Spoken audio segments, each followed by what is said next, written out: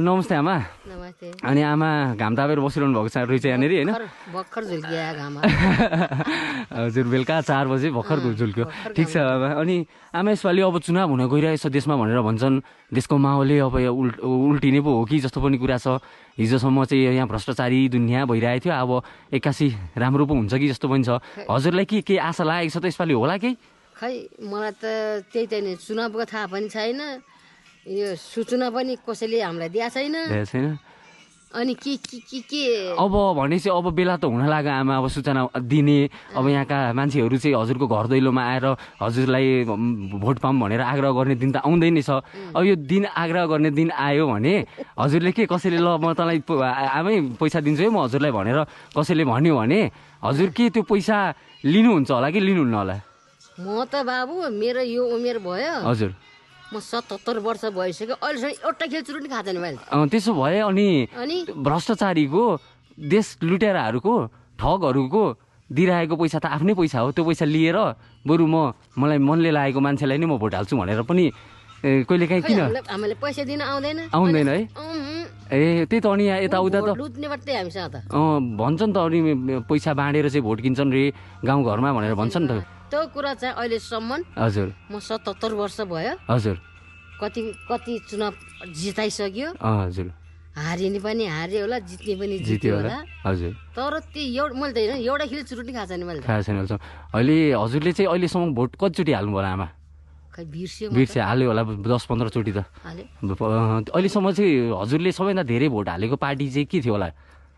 हाम्रो त पहिला त रापरपा थियो। रापरपा थियो? झुट बोल्दैन म है। हजुर हजुर हाम्रो रापरपा थियो। हजुर अहिले कता रापरपा सापरपा लापरपा कता गयो सबै। हजुर अहिले त के छ थाहै छैन। अनि अब अहिले यसपालि फेरि चाहिँ चुनाव हुनेवाला छ भन्छन्। अब यसपालि फेरि भोट हाल्न त हजुरको त अधिकारको कुरा हो, हजुर हाल्न जानु नै हुन्छ होला।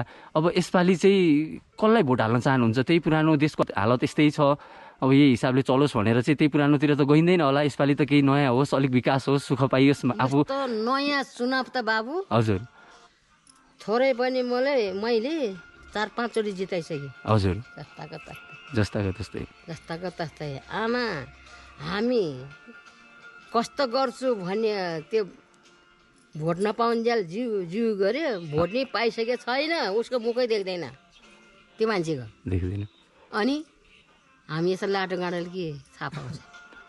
के पत्याउने हो कि लाटो गाँडालाई बुझाउनु त माग्नु पनि आउने, दिनु पनि सक्ने भए पो पत्यार हुन्छ। हजुर माग्नु चाहिँ आउने, अरू छैन। अनि त्यो हजुरले भोट हालिसकेपछि त यो फलानाले जित्यो, यो ठाउँबाट उसले जित्यो भन्ने त हजुरले थाहा पाउनु होला। पछि त्यतिखेर गएर उसलाई चाहिँ अब आफ्नै गाउँको भाइ भतिजो नै पर्थ्यो होला, हजुरको त छोराछोराको मान्छे नै हुन्थ्यो होला। उहाँलाई हजुरले केही गएर कहिले केही आग्रह पनि गर्नुभयो त? कसैले केही नि भनेपछि हजुरले कोहीबाट अहिलेसम्म केही त्यो हजुरले थाहा पाउनु भएको छ? ए आमा यसपालि कसलाई हाल्ने भोट?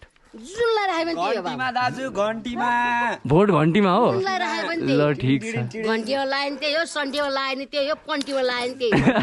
यस्तो पैसा दिन्छ भने लिने, खानी मासु भात, भोट चाहिँ घन्टीमा सुटुक्क भोट चाहिँ घन्टीमा। पैसा मिल्यो, खाना नि मिल्यो, भोट चाहिँ दाजु केमा? घन्टीमा।